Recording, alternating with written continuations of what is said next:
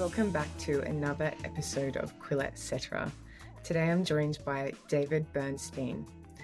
David is the founder of the Jewish Institute for Liberal Values, which has the mission to support liberal principles of free thought and expression, advance viewpoint diversity, and counter the imposition of critical social justice in the Jewish community.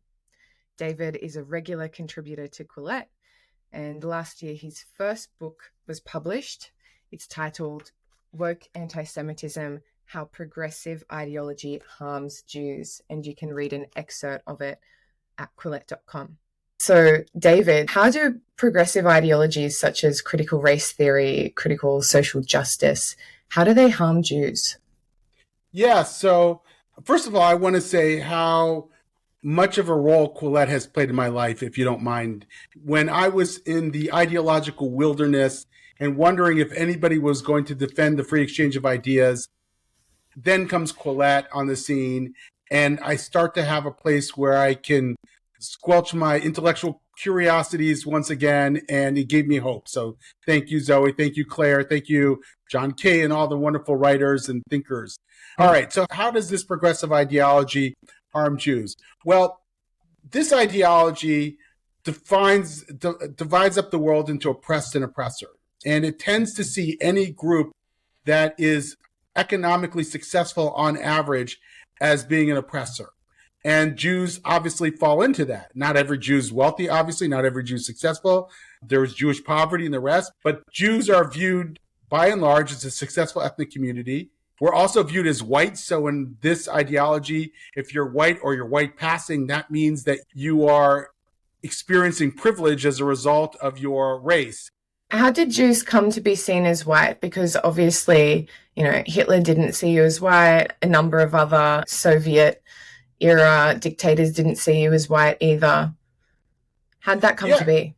It's a very specific American phenomenon. When Whoopi Goldberg viewed the Holocaust as white-on-white crime, she believed that Jews were white even in Nazi Germany, which is obviously very mistaken.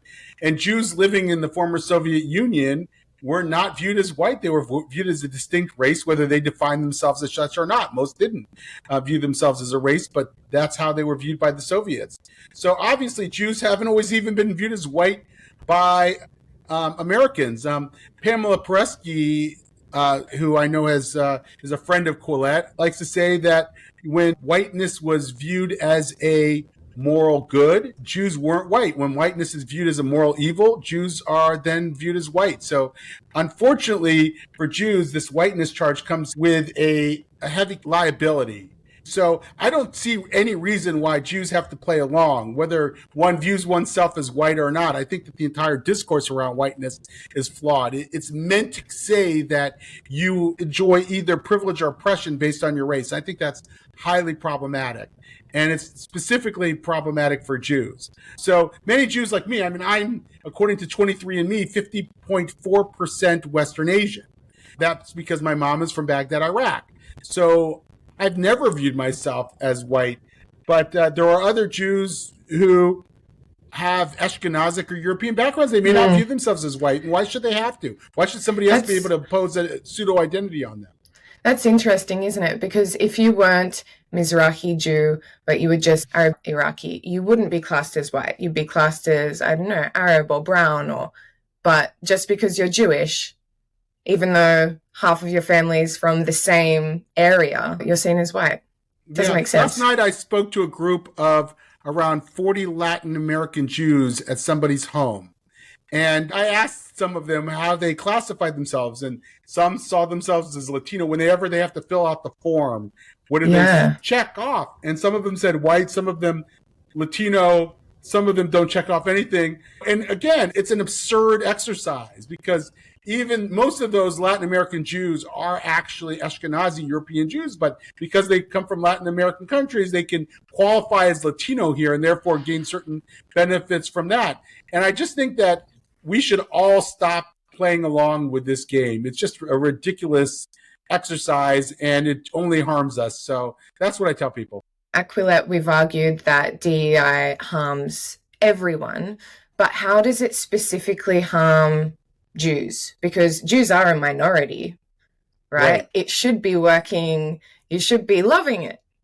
Yeah, except that we're not a progressive certified minority. And so therefore we don't fall into the DEI realm of protection. For Jews, most people who are in the DEI world are ideologically progressive. They tend to see the world as divided up between oppressed and oppressors. They tend to look at Jews as being white, or being just Jewish itself qualifies as a oppressor, and they tend to relate Jews to Israel. A leading DEI practitioner recently put on Facebook, he's Jewish, that another DEI trainer wished him a happy Hanukkah privately, and he said, "I would have wished you a happy Hanukkah publicly, but I didn't want to be viewed as pro-Israel."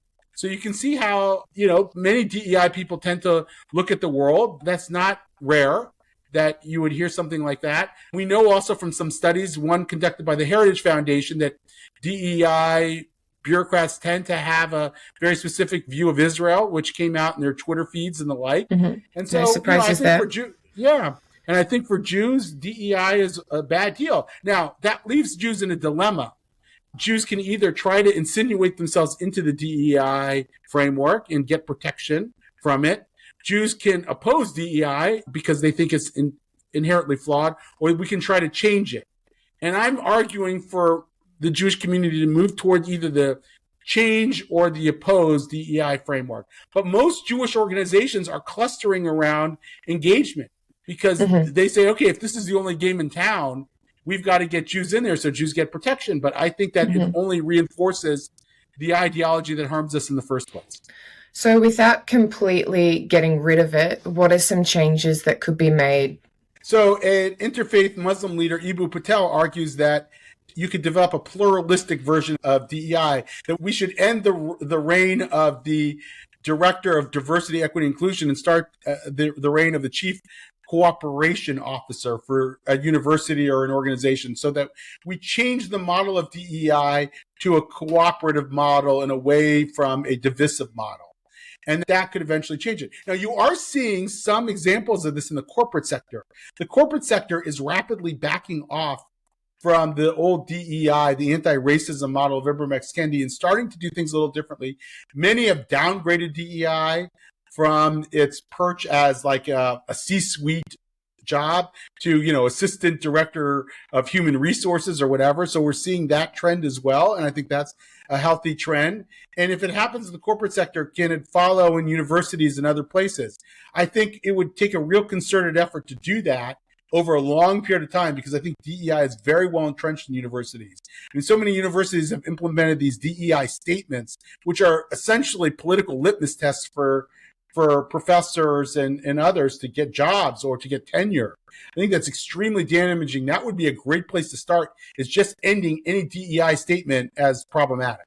So we've just seen a congressional hearing into how some of the top universities in the United States have handled pro-Palestine marches on campus or other, forms of protest that can be seen and are seen as extremely anti-Semitic.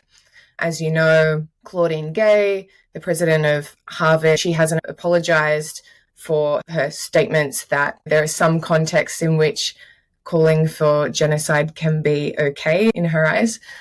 McGill has stepped down. We're waiting to see whether the same happens for Claudine Gay. Do you think that the cracks are starting to show that, you've been writing about this for so long, so has Quillette. Do you think, the normies are starting to see what's happening here? Funny, I just used the word normies in an article that I'm working on. Yeah, I think what this did is it produced an epic clash of cultures. You have this culture of the university and all its microaggressions and its ideology that is so accepted and so forth, coming into a conflict with normie culture in Capitol Hill and all the viewers who watch that.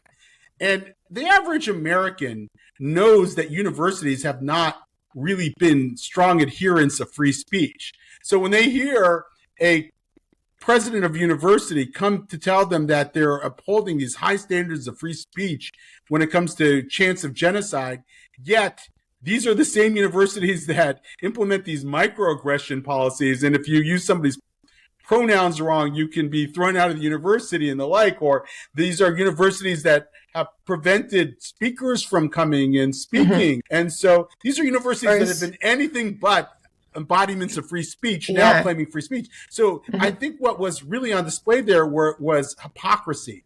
And it was very excruciating for me to watch because I felt like I knew what was about to happen. And then Congresswoman Stefanik just posed the penultimate question to them, does the chance of genocide violate your policies at the universities? And I think these university presidents could have gotten out of that bind if they had given one or two answers. If they had, number one, said, yes, we are a campus that believes in free speech. We have not done a good job of upholding our own values of free speech. And now we understand it comes across as hypocrisy when we're upholding it with the Jewish community. But from here on out, we are going to live up to that value. Or they could say, we have strict policies against hate speech. We have not done a good job of applying that strict policy of hate speech to anti-Semitism. And from here on out, we're going to forbid chance of genocide, just as we would forbid a tirade against Black and brown people. Either one of those answers would have gotten them off the hook, I think, or at least partially, but it would have put them on the hot seat on their own campuses for challenging the cherished dogma on their campus. And I think that's the problem. What we're seeing here is proof positive of the distorted culture that we have in these universities. And I think the cracks, as you said, are about whether or not a university can sustain itself when it is so out of sync with the larger society. It is out of sync with the larger society. So playing devil's advocate a bit, you founded the Jewish Institute for Liberal Values. You obviously care very deeply about liberalism and free speech. We've seen a lack of free speech on campuses, both in Australia and the United States for a while now. Where do you draw the line when it comes to anti-Semitic speech? Is it the hypocrisy of these latest events that, upsets you, or is it the anti-Semitism aspect of it? Yeah, there is a tension there, and I think we should acknowledge that. The tension is between a desire for free speech on the one hand and a desire for equal protection on the other hand. In other words, if universities are going to protect other minorities from hate speech, then they have to do the same by law, by the way. This is not just a tension between two different values. By law, they have to provide the same to Jews, and that's where the failure is. I want universities to practice free speech because that would mean that the university is becoming a bastion of open ideas once again. That means that it is restoring its original mission. And I think universities that have been stifling of free speech tend to be the places that are most hostile to Jews in Israel because they're ideologically charged environments. It tells you a lot about a university. So I'm for free speech, but I think that's why I would have preferred answer number one from those universities. Ultimately, we are going to be bastions of free speech because that's who we are as universities, and we failed to live up to that so far. I think that would have been the best possible answer, and then to go ahead and implement that throughout the university. I want there to be free speech, and that might mean tolerating chants that I don't particularly like, that I find highly problematic. But at least then they're going to be places where people can debate openly about all kinds of ideas, and they're not. That's, quite a brave statement to say that, even considering what's happening now, that you're still willing to hear such offensive speeches against your people. Yeah, there's one other distinction that we should make. It's a distinction between speech and conduct. Some of what has been called free speech here really becomes problematic conduct. So if the Students for Justice in Palestine takes over the courtyard of the school, or it invades the dean's office, that's conduct. And that is not protected speech at all, and that shouldn't be viewed as speech. If a group of students at Harvard falsely imprisons another student, which they did, that's conduct. They're not protected by that. If they're chasing people down as they walk to classes because they're Jewish or pro-Israel or whatever, that's conduct. So I think we've seen a lot of really atrocious conduct by students that hasn't been adequately dealt with by the universities. And so if I'm a university, the first thing I'm going to do is stop the problematic conduct. But I will uphold speech, and I will make sure that becomes a central value of my university. It's just that I have no confidence right now that's the direction universities are going in. Do we know what's happened with some of those students, if they've been made to leave the universities or not? Well, at MIT, there was a group of students that engaged in some very problematic conduct. They accosted students, they harassed students and the like. And MIT decided not to punish them because it might lead to deportation hearings. And I think that's highly problematic. I'm not calling for mass deportations of anybody, far from it. But if you're going to engage in illegal and problematic activity, then you have to face the consequences. And I think it's absolutely absurd that MIT decided to do that. Do we know where these students were from? I'm gathering some of them are from the Arab world, but wherever they're from, if you're going to, you come here following a set of rules, both university rules and American laws. And if you're not going to abide by them, then I think it's quite reasonable to have them go back to their home countries.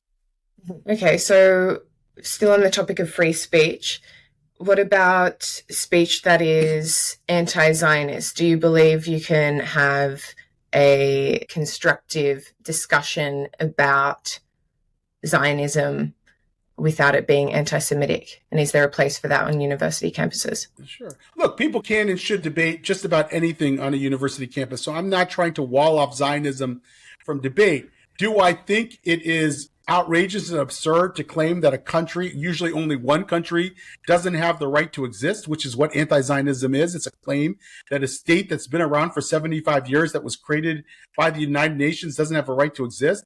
I think it is absurd and outrageous, and I believe that writ large, it's a form of anti-Semitism because it's not done with any other country. Now, again, I'm not there to stifle anybody. I'm not there to fire somebody for questioning Zionism. I'm not there to get any student who says that they're anti-Zionist to pay consequences. But that doesn't mean I don't have a view on what anti-Zionism is, and I do. And you've written a whole book on, woke anti-Semitism that comes from the left. What about anti-Semitism that comes from the right? I guess historically we're more familiar with that, at least in the West. Do you think that anti-Semitism coming from the left is more of a concern right now? Yeah, look, it varies depending on when. The reason why so many synagogues and Jewish community centers and the like have security originally, and we've really seen millions of dollars every year now devoted to synagogue and Jewish community security, is because of anti-Semitic threats from the right, like we saw at Squirrel Hill, Pennsylvania, when 11 people were slaughtered, or Poway, California, and the like. So there's a real threat from the right, and I don't think we should downplay it.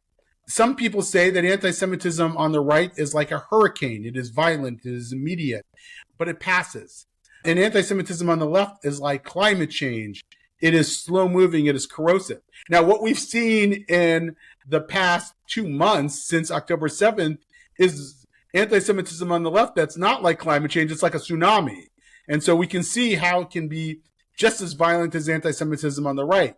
But what critics of the right anti-Semitism, but not the left, often fail to do is talk about the ideological CO2 emissions that produce the climate change on the left. And so we're so open about the problems of the right. It's easy to diagnose. Most of the time it's quite brazen and it's quite in the open. People will say Jews control the banks or the media or whatever.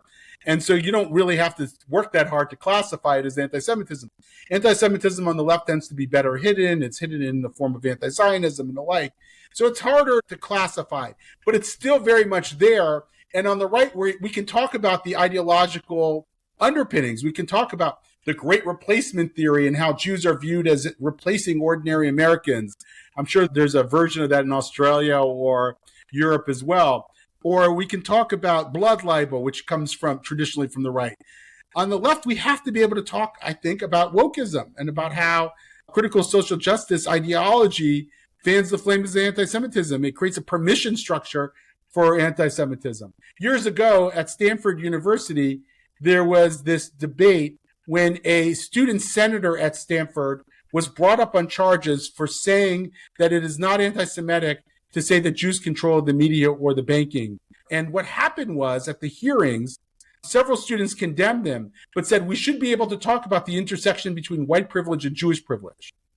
And in other words, it was okay to talk about that same Jewish power trope if you couched it in the terms of privilege, the woke vernacular, but not okay to talk about it if you talk about it in the traditional anti-Semitic right-wing vernacular. And so, again, I think the two forms of anti-Semitism manifest differently, but they're both dangerous in different ways. And how much influence have donors had on free speech when it comes to Israel or Jewish issues? In your book, you mention there's been an increase, I believe, in donations from Qatar. Is that correct? Yeah, Qatar especially is a major funder. The Qataris have put more than $5 billion into the American university system in order to capture certain departments, Middle East studies and the like. In some cases, they're even doing joint research with Texas A&M on nuclear issue, which is quite concerning. The Qataris have reportedly, according to a new report from the Institute for the Study of Global Anti-Semitism and Policy, which has been following this very closely, have a slush fund of between $500 billion and $1 trillion that they can spend. This is 300,000 Qataris, by the way. The country may be 3 million or so people, but only 10% of them are actual Qataris who are able to punch above their weight because of this extreme wealth. And unfortunately, it is a Muslim Brotherhood country that is acting in a very dangerous and mischievous way and has achieved non-NATO most favored nation status with the United States because of its cooperation in dealing with Iran and the like. So I think it's very dangerous, and I think that they're going to come under heavy scrutiny. My understanding is that they're very worried about this level of scrutiny and that the United States has leverage and can actually shift this away. Now, do I think this would still be a big problem on universities, even if Qatari money evaporated? I do. Do I think that the Qatari money makes it much worse? I do. Why should non-Jews be concerned about anti-Semitism? Yeah. So I think anti-Semitism shows that there's a larger disease in society. When anti-Semitism grows, there's always been anti-Semitism, but when it flares up, it usually means something else is wrong in the body politic, that the body politic is sick. Anti-Semitism tends to work its way into larger conspiracy theories and dogmas and the like. So that tends to mean that these other dogmas are gaining ground. QAnon on the right, or the Great Replacement Theory, as I said, or wokeism. These are all sort of very problematic meta-narratives that I think do not bode well for a healthy society. They're indicators that something is wrong. Jews have always been the proverbial canary in the coal mine, and I think non-Jews should be concerned about it. And non-Jews should be concerned about it because they should care about people that are not themselves, and Jews are usually very active, productive members of society, highly philanthropic. Why would you want your fellow American or Aussie or European to be under the gun, to feel insecure fundamentally in your society? So I think non-Jews should care because it ultimately comes down and will affect everybody, including them. The New York Times columnist Bret Stephens recently said, and I'm paraphrasing here, a society that can believe anything about anything can believe anything about Jews. So I worry that a society, American society, that's willing to believe crazy conspiracy theories is really planting the seeds for an even worse outbreak of anti-Semitism down the line. I've been amazed by some of the anti-Semitic comments I've seen, especially on Instagram and Twitter to some extent. There's a guy called Jackson Hinkle. Do you know him? Yes, He's I have on Twitter. Tweets. I was quite happy that Elon took over Twitter. I thought it was a good thing, and I do support free speech, but I also think that Twitter is a private company and there are some people that are just beyond the pale, and I think Jackson Hinkle is one of those people, and he has been banned off a number of other platforms. He could go to Rumble. He is on Rumble. He could go to, a number of other more free speech absolutist platforms where QAnon people like to hang out. I don't think he needs to be on Twitter, personally. What do you think about that?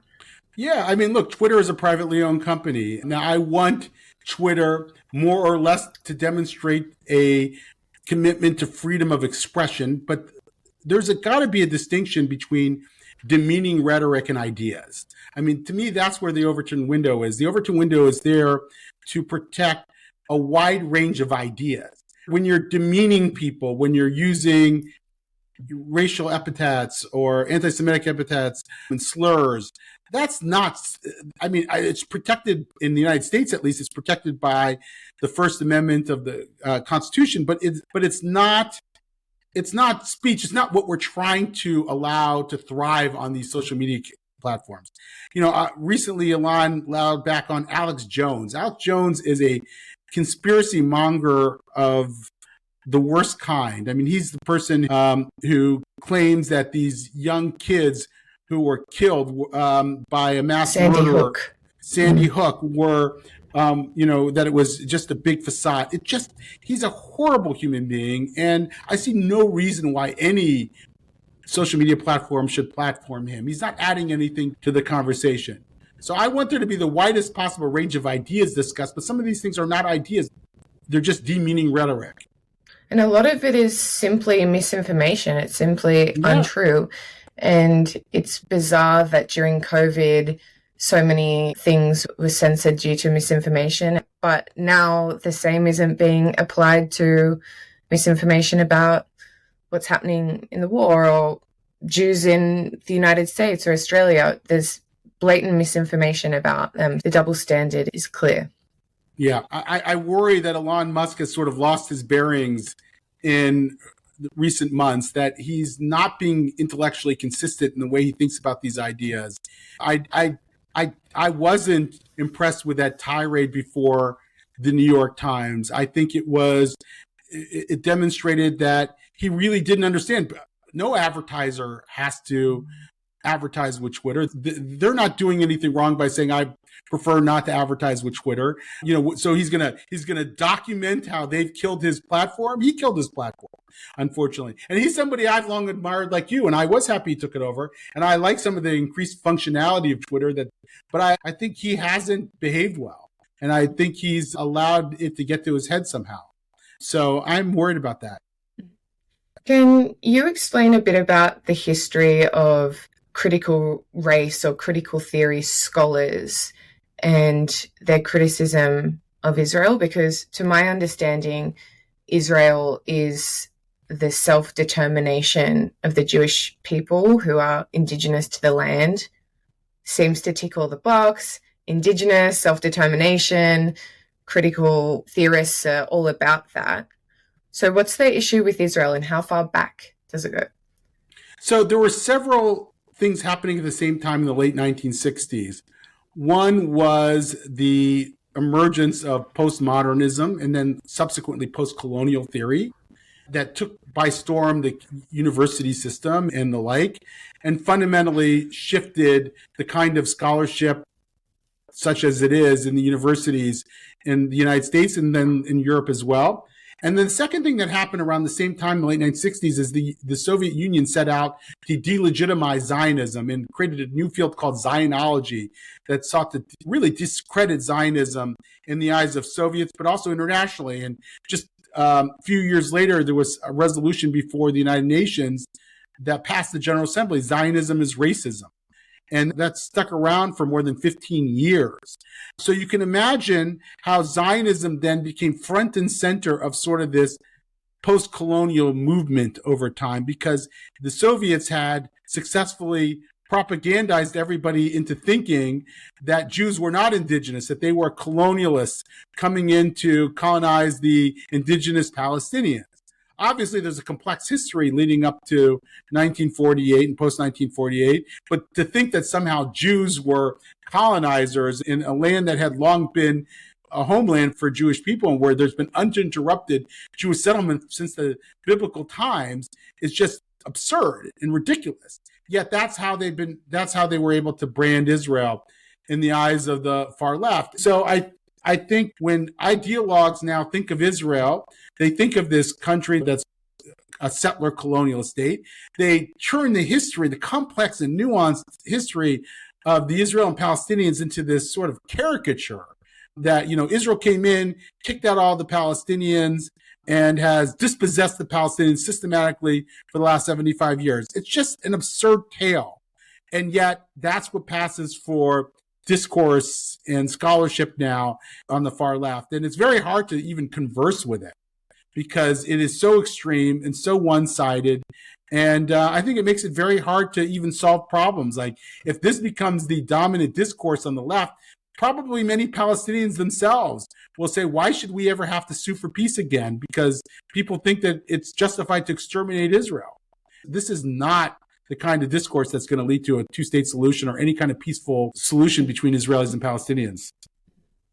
I'm not sure how old you are exactly, but I'm sure you've I'm 57. seen. Okay. Israel and Palestine have had conflicts throughout the years. Is this the worst you've seen it? Are you most concerned now about the future of Israel and the future of Jews living peacefully and happily in the West? Are you more concerned than ever? Well, look, I wasn't around in 1948, so I'm not that old. In 1948, I think there could have been an extinction level event. Israel prevailed in that war, but the Arab world wanted to destroy it. In 1967, the Arab world was calling for the destruction of Israel. Jamal Abdel Nasser called for the destruction of Israel, and they readied the Arab publics for the destruction of Israel. And Israel routed the Arab armies in 6 days and took over territories at that time that they tried to use as bargaining chips for peace.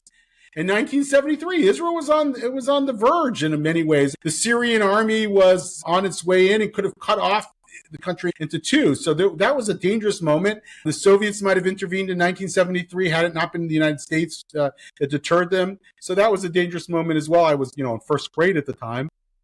Because really in the last 50 years, there hasn't been an existential threat in the way that what we see now. And the reason why it's an existential threat is that Hamas and now Hezbollah have forced hundreds of thousands of Israelis out of their homes. So you can't, if you were living in southern Israel on these communities, they're living in hotels all over the country. And if Israelis do not feel comfortable living in their homes, they'll leave the country. Why would they stay for that? The country can't protect them in a fundamental level. The same is happening up in northern Israel. There's vast population dislocation because Hezbollah is firing rockets and mortars and the like into Israel. And so ultimately the country has to defend those citizens. It can't be that large swaths of the country are uninhabitable because either Hezbollah or Hamas, both of which are Iran-backed, are trying to make the country unlivable. That's why this is a kind of existential threat and that the Israelis are going to have to deal with it. Hezbollah has something like 200,000 rockets and missiles in its possession. That is a tremendous arsenal. It can make Israel living hell. The Israelis realize now that they have to push back Hezbollah behind the Litani River so that they cannot continue to threaten Israeli citizens in the way that they have. And I think that there's going to be another front of this not too distant future. So yes, this is a very scary time. The country has never been more unified. And it's ironic because right before this happened, the country had never been more divided. There was this excruciating battle over judicial reform.